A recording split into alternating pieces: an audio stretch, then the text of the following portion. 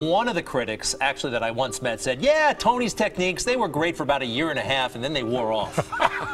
What do you say to that, folks? It's real simple. If you don't work out, you don't get a muscle, right? So I always tell people, there's a daily practice like priming. If you don't do that, if you get up and you just have no discipline whatsoever, you get no value of anything. Diets don't work when you don't do them. Exercise doesn't work when you don't do them. But most of the people have some experiences that they want to shift.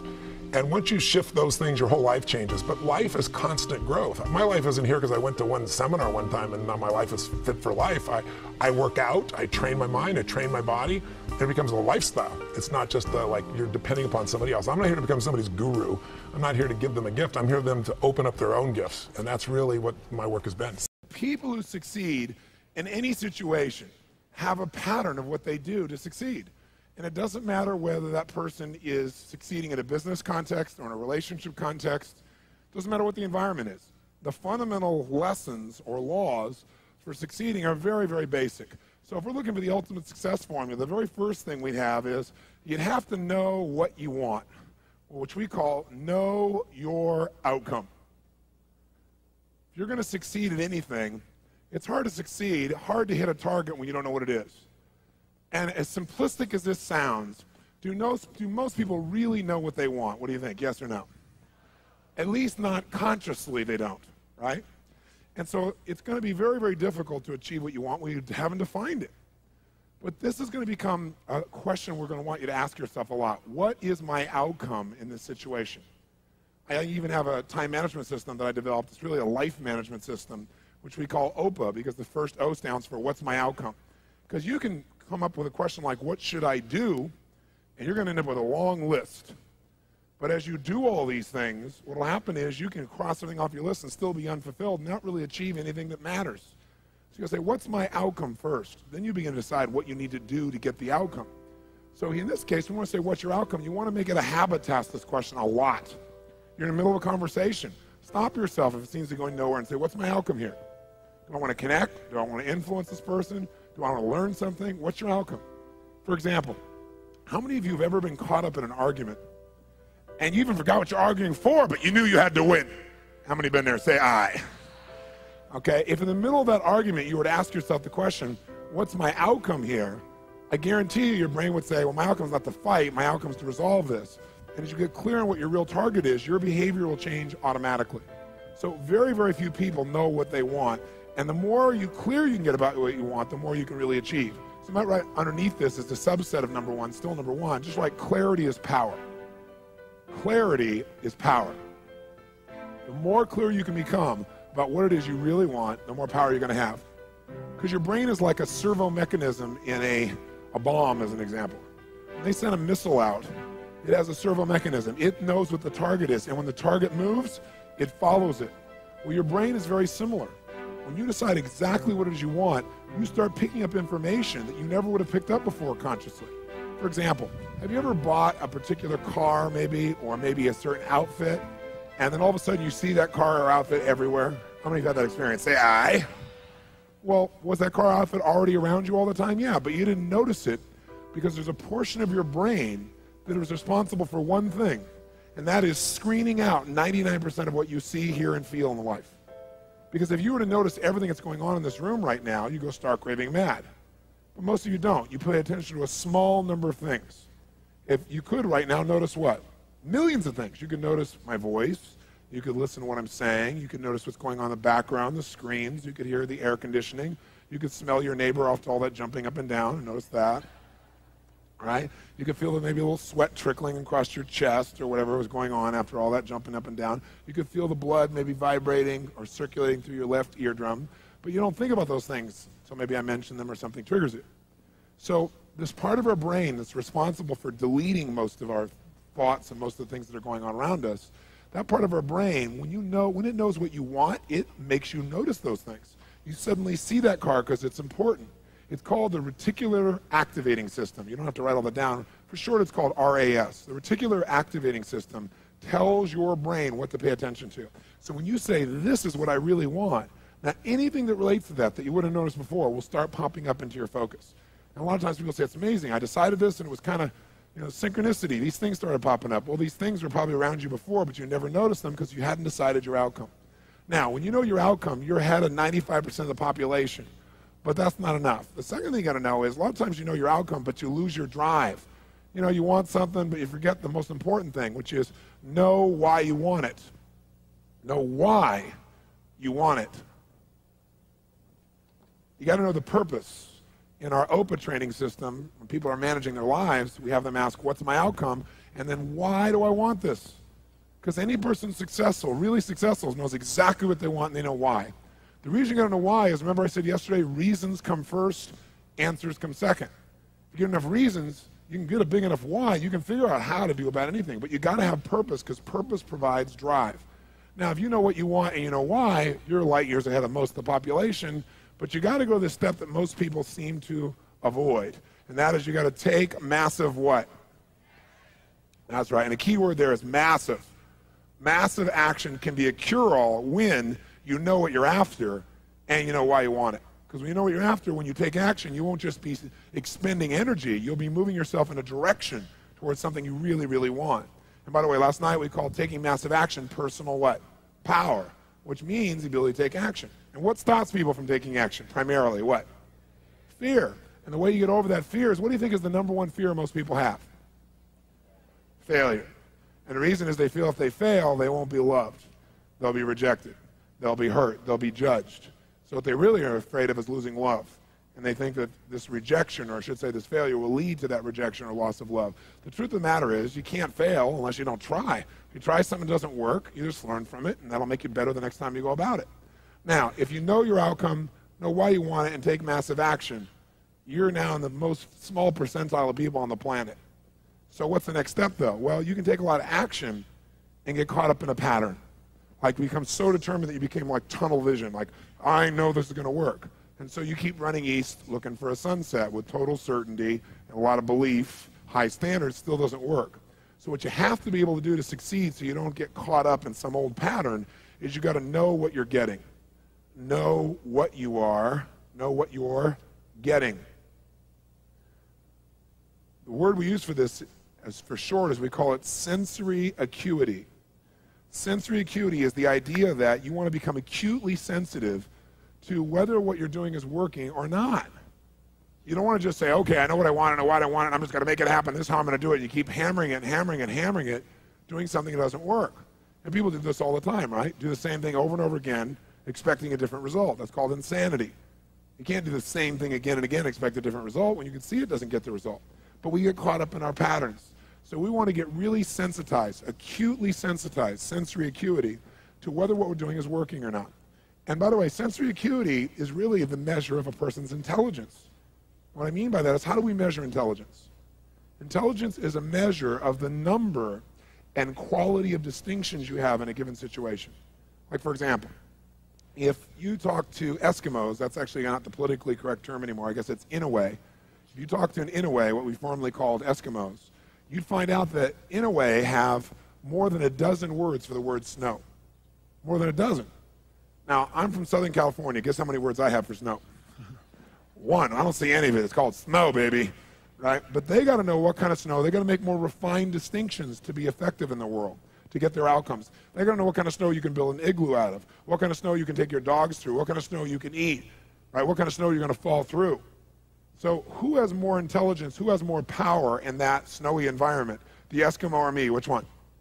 Eskimo, because they have more sensory acuity. They have more refined distinctions about what each of these elements mean versus I just see it as snow. Now, if you took that Eskimo and you stuck him in my car in Los Angeles, then we'd find out that maybe I have a little more intelligence, because he might try to steer the thing using the rearview mirror, right? He just doesn't know. So since he doesn't have that acuity, he doesn't have those distinctions, he wouldn't do terribly well there. See, some people, I could hold this up and I could say, what is this? And they'd say, well, it's a cylinder. Other people say, no, no, that's a blue, white, and black cylinder. Someone else says, no, no, that's a blue color marker. A few people say, no, no, no, that's not just a blue color marker. That is a Pilot super color, bride and wide color marker, and if you get it in your clothes, it'll never come out. Now, which one of those people has more power? 1, 2, 3, or 4? 4, because they have the largest number of distinctions. So now, if you know your outcome, you know why you want it. You got your purpose. You got your drive. You got your A, an OPA. This is outcome, purpose, action. You know the massive action. You're taking action, and you notice if it's working. What happens if you notice it's not working? You're taking action, but it's not getting you closer to your outcome. What's the obvious fifth step? The fifth step is change your approach. Change your approach. If what you're doing, your acuity says, is not working, change it. Now, what if you change your approach and that's still not working? Then what would you do? What would you do? Come on, what would you do? Change it again. Keep yourself in a peak state. Sit up in your chair. Some of you have gone back into that deep hypnotic state of learning, I can see. And what if you tried that and it didn't work? Then what would you do?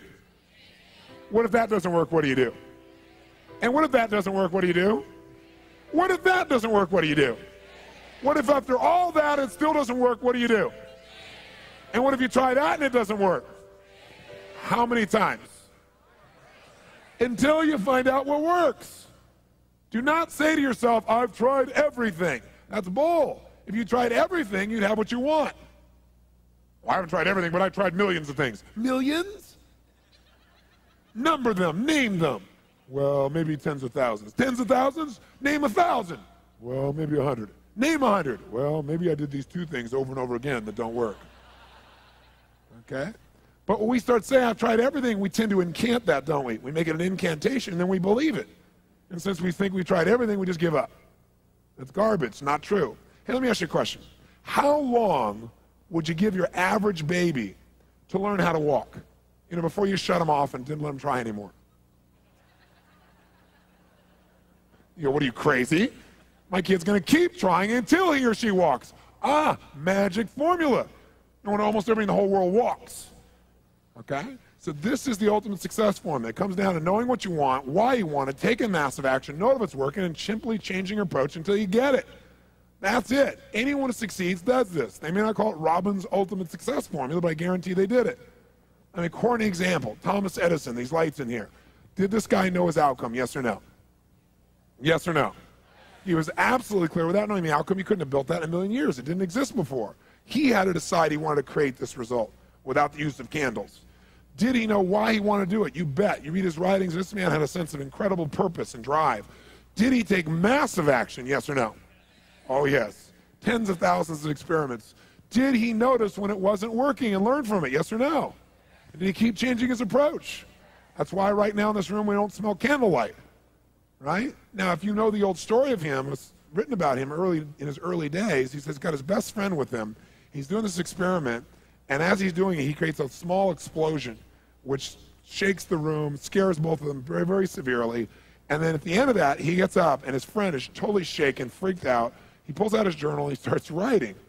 And his buddy says to him, what's the matter with you? Insane? You almost killed us. So you're going to wait till you have 10,000 failures before you give this stupid idea up? And Edison's response to him was, I didn't have a failure there. He goes, that's your 9,999th failure. He said, no, it's not.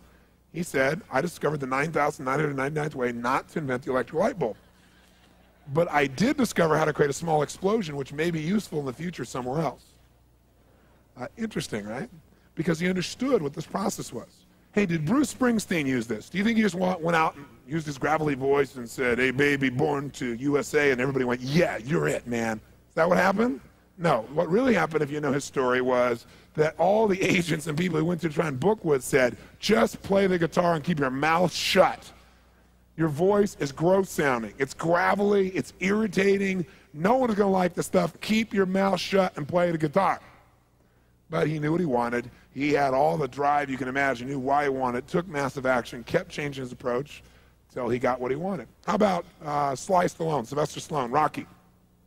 Rocky's story is this even, right? But Sly's is too. Sly's a good friend of mine. And when I first met him years ago, he's listening to my tapes and stuff, and he invited me over for dinner. We started talking. And I said, you know, I've heard your story from other people, but I really love to hear it from the horse's mouth. I don't know how much is mythology, you know, urban myth, and how much is true.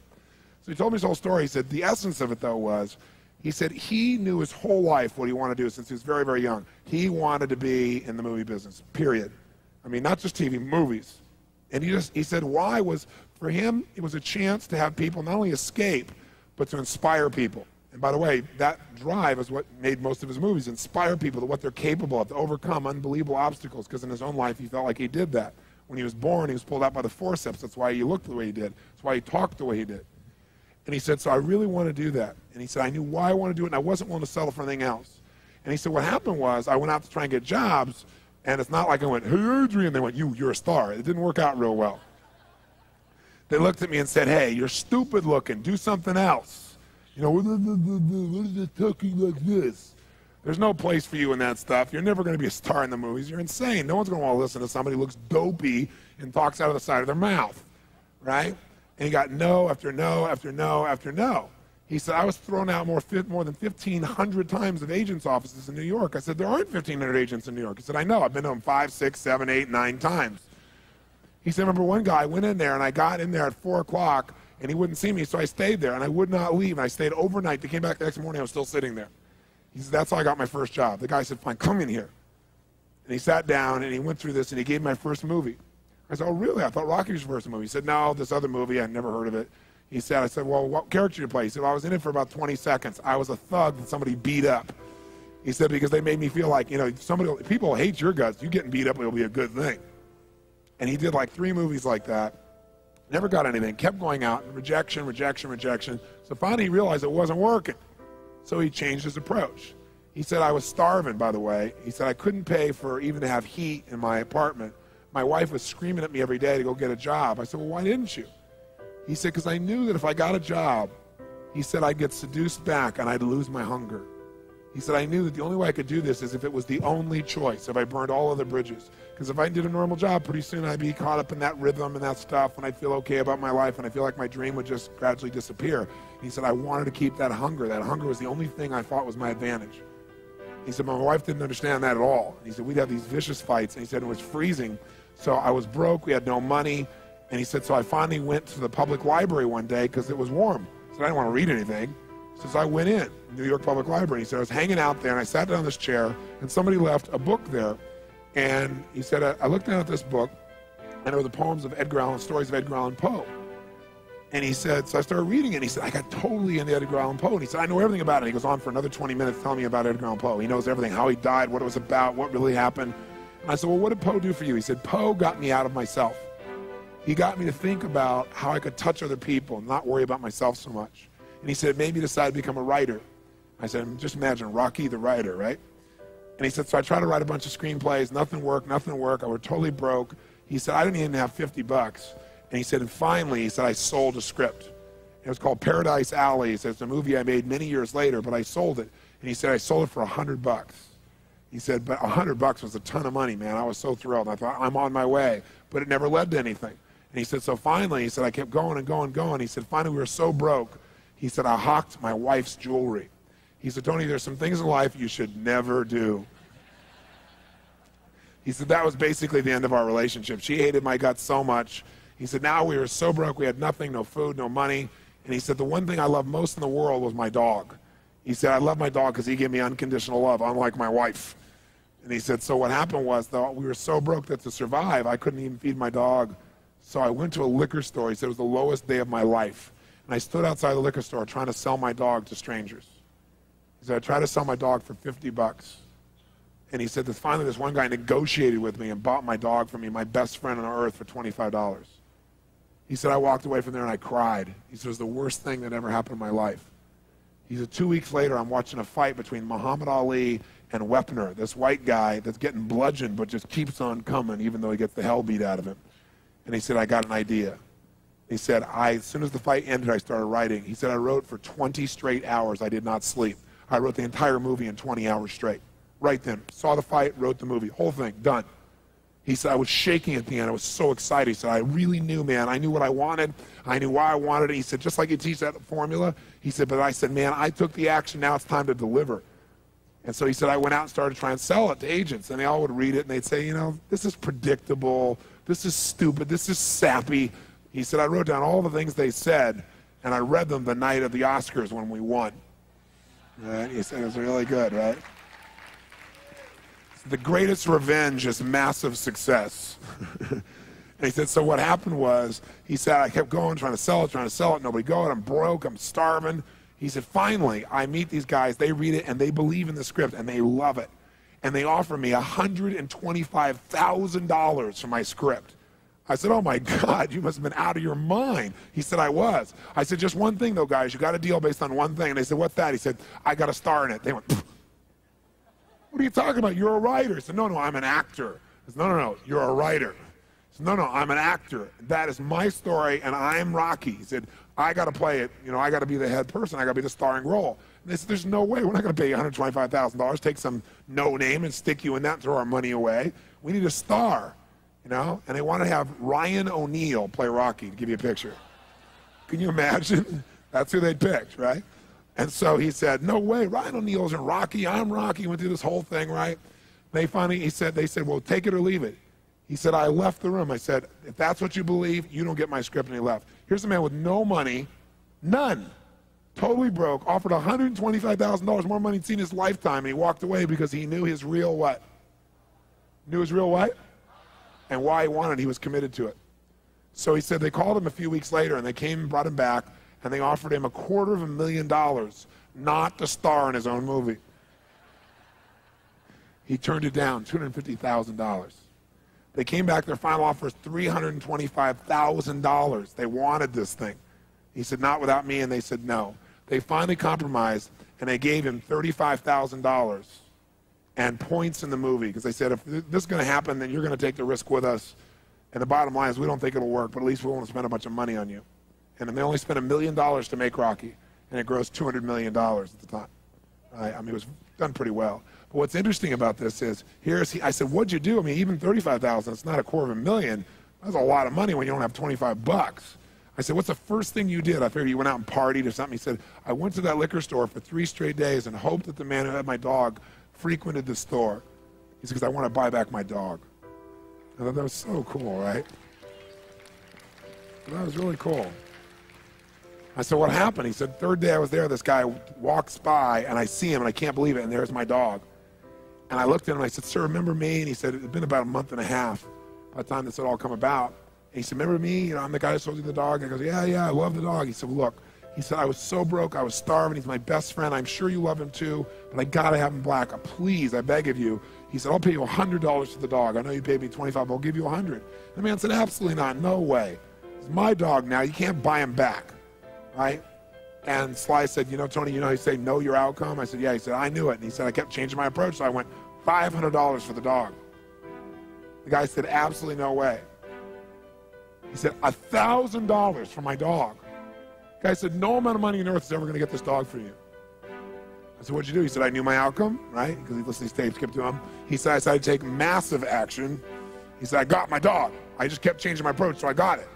I said, what'd it cost you? $15,000 and a part in Rocky. The guy's in Rocky.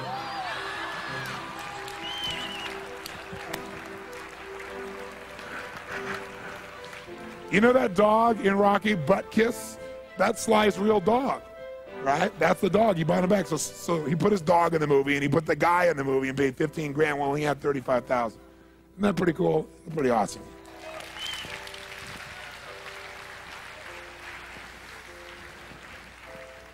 So there's always a way if you're committed. Just got to keep changing your approach.